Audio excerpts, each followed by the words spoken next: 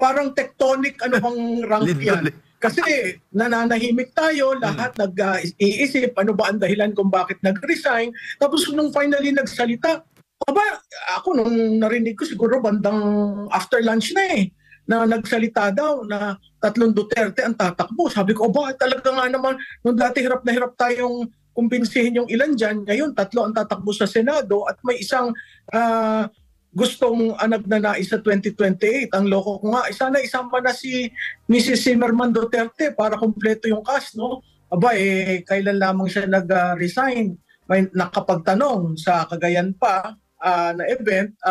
At maganda ang kanyang tinanong, saan ka nakakita na nasa news cycle yung mga Duterte hanggang 10 oras ng gabi. May pinuntahan akong isang gathering, briefing sa investment climate. Ang topic sila. So yung bulong-bulungan, totoo ba? So nakakatuwa dahil makikita mo na andun yung giliw, na andun yung pagtatanong, at na andun yung sa tingin ko nagkakaroon ng lakas ng loob yung iba. Tsaka ma'am, gaano kalaking puwersa yun? Hindi yanig yun na naman yung political tree eh. MJ, parang tectonic ano bang rank yan. Kasi nananahimik tayo, lahat nag-iisip ano ba ang dahilan kung bakit nag-resign. Tapos nung finally nagsalita, aba, ako nung narinig ko siguro bandang after lunch na nagsalita daw na 3 Duterte ang tatakbo. Sabi ko, ba talaga nga naman, nung dati hirap na hirap tayong kumbinsihin yung ilan dyan, ngayon 3 ang tatakbo sa Senado at may isang gustong nagnanais sa 2028. Ang loko ko nga, sana isama na si Mrs. Zimmerman Duterte para kumpleto yung cast, no? Magandang picture yan pag pinagsama-sama mo sila. Pero nakakatuwa dahil siyempre may mga nagpukol na dinastiya, wala naman tayong hanggang ngayon dynasty law. Yan naman ayon sa tao, kung susuportahan ng tao, kung hindi susuportahan, sa tingin ko na may tatanggapin nila. Malapit-lapit na yung October 8. Sa tingin ko yan critical announcement. Yung 2028 medyo malayo-layo pa, pero kung si Mayor Baste nagpapahiwatig ng interes, abay maganda rin yan. Ako'y nalulungkot dun sa sinabi na magme-mayor na lamang siya sa Davao by 2028. Tingnan natin, lahat naman sa politika very fluid eh. Ma'am, do you think testing the waters yung ginawa ni VP? O do you think, syempre, di ba, too early to tell? Pero tingin mo, seryoso ba yun? Tingin mo? Sa tingin ko, hindi yan too early to tell. Sa tingin ko, very calibrated ang announcement kasi ang October 1 to 8 ay filing. So malapit na tayong mag-July. Ang susunod na main activity sa July, ang SONA. After ng SONA, budget na lang, tapos free for all. Sa tingin ko, mine-measure nila publicly ano ang reaction ng tao. Of course, nahahati yan. Merong maka-Duterte at merong ayaw ang Duterte. Pero imaginein mo kung aayawan nyo ang Duterte, ilang bang pamilya meron sa Senado? Hindi ba ang boto ng Villar, 2? Ang boto ng Cayetano, 2? Ang boto ng Estrada, 2? Doon lang sa 3 pamilya, 6 na boto yon. So, kung alam ko maraming babatikos na naman sa akin para sabihin yan. Pero kung inalaw mo dun sa ibang pamilya, bakit hindi mo naman i-allow sa iba? 'Di ba? Nababalita ring may 2 tulfong tatakbo sa Senado. So kung magkakataon 3 magkakapatid na tulfo. Pero ako kasi naniniwala ako sa mandato ng tao. Kung gusto ng tao, uupo sila. Kung ayaw ng tao, kahit na ikaw ay bartika na politiko, naaalis at naaalis rin dahil sa serbisyo. Natanong din siya, ma'am, anong meaning nung, syempre, may binanggit siyang video na katuwaan lang, yung gurgur. Sa mga hindi nakakaintindi, sa Bisaya, parang pagsantabi rin sa mga kumakain, pag ginugurgur mo, halimbawa pag ihi ko ng manok, yung leeg ginugurgur mo, di ba? Ganon yung meaning nun eh. Iba yung meaning ng ihaw Oo. Ang ihaw is grilled sa Tagalog. Oo. Nagkatay. Nagkatay. Ayan. So, sabi, sino daw ang gusto magurgur kay VP? Sabi niya, silang lahat. Silang lahat sabi So, ano ang dulot ito, ma'am, sa kabilang bakod, sa kanilang lahat, dito sa ginawa ni VP Sara? Alam mo, MJ, para lang yung tambalos-los na ngayon ay tambi, at saka yung mangga na manggagamit. Sa tingin ko, very witty ang mga binibitawan ni VP, kung sinong tamaan. Kayong bahala kung gusto niyo magalit o mapikon. Pero essentially, double-edged kasi yung mga ganyan na joke niya eh. So kung sinong tamaan, di nasa sa inyo kung tatanggapin niyo o hindi. Kung hindi at kayong magagalit, taong bayan rin ang huhusga sa inyo. Nung nabanggit ito, Prof, ang patungkol sa sinasabing pagtakbo ng tatlong Duterte, nabanggit mo nga parang lindol na yanig. Pero nung nag-viral din sa social media yung Romualdez Rice, iba rin yung yanig nun. Parang iba yung naging dating, iba-iba yung iba yung pagtanggap dito sa isa, iba yung pagtanggap dito sa isa. Kumbaga ito, nagbanggit lang, yung isa parang sobrang trying hard. Tingin mo ganun? Admar, dininay ka agad eh. Hindi pala. Na wala siyang kinalaman dyan. Hindi ko maintindihan. Alam mo, hindi naman na napipintura ang mga pangalan ng politiko kung walang approval ng politiko. Kasi yan, ginagastusan yung supot, ginagastusan yung pagpiprint para yung lumabas na sako ng MR Rice, di ba? So, ito is another way of using that. At yung characteristic behavior nila, talagang naaangkin nila. Dahil ilang beses na ginawa yung ganyan eh. Ilang beses na rin ginawa nung party list na may card, may ID, I mean all these things. Pwede mo namang hindi ganyanin, pero dahil pinakita ng tao at nakikita naman natin, nandun yung truck na sa tingin ko lininihan para bigyan, ang taong bayan mismo nagre-report. Alam mo, yan ang importansya ngayon ng social media. Immediate.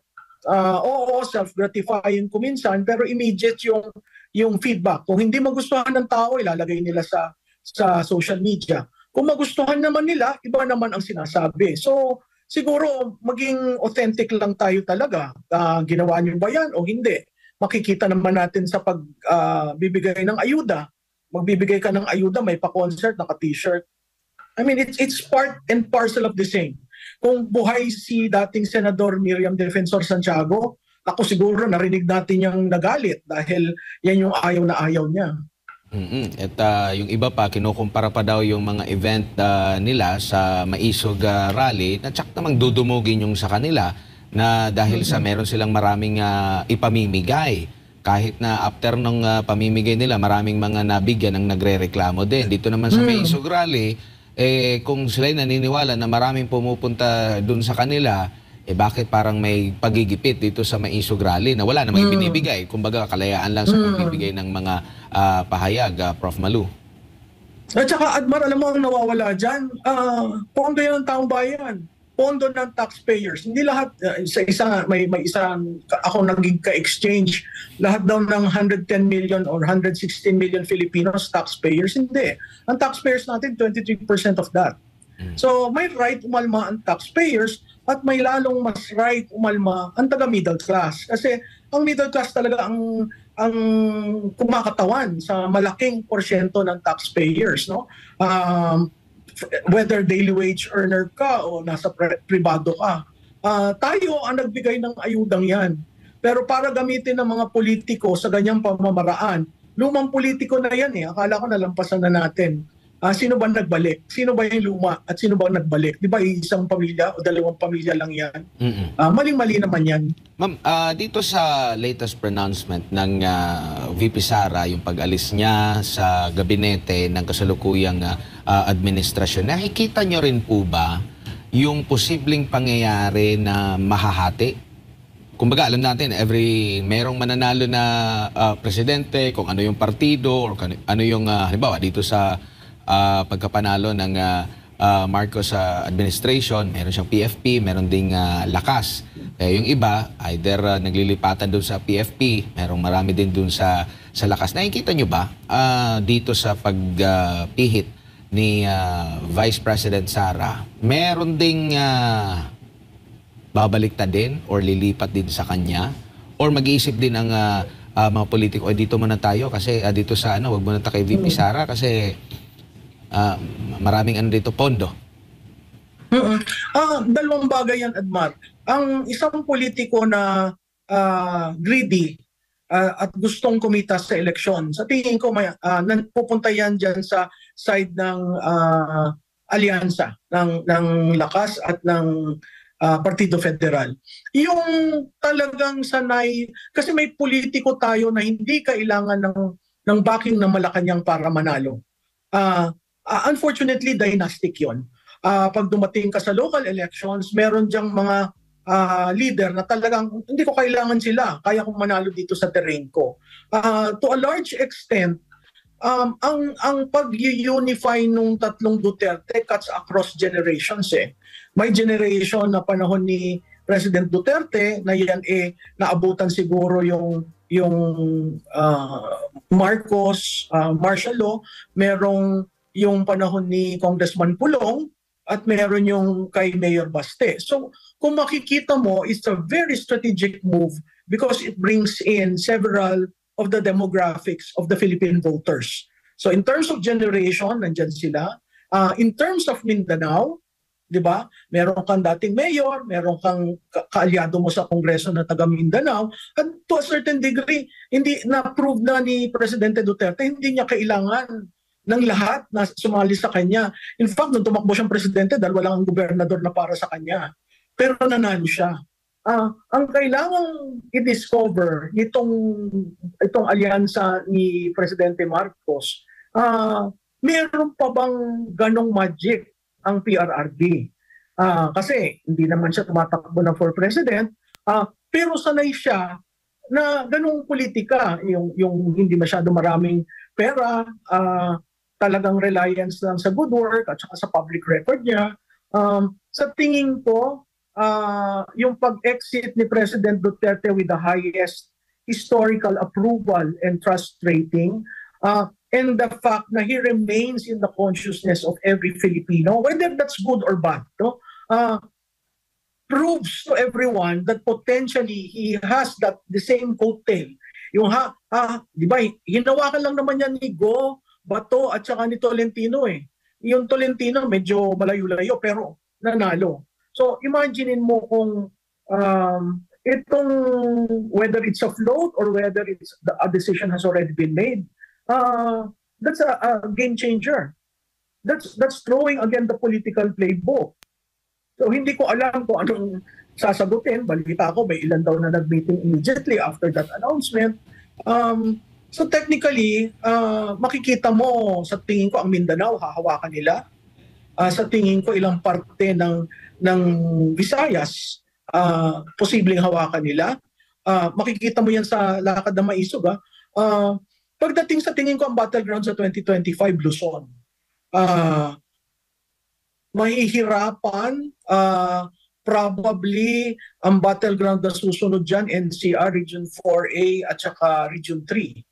So kung makikita natin ang development ng Maisog at makakapunta dito sa mga areas na to, sa tingin ko competitive kasi dala-dala nila yung issues ng sikmura versus yung issues ng status quo, which is ano ba ang nagawa? Sa tingin ko, dapat maging clear ang latag ng Pangulo sa zona niya. Kasi kung he will praise and tell everyone that the state of the nation is strong and we're on our way, that will definitely clear the demarcation lines para sa dadating na 2025. Pero tingin niyo po, Ma'am Malu, nagmamatter pa rin sa taong bayan yung partido?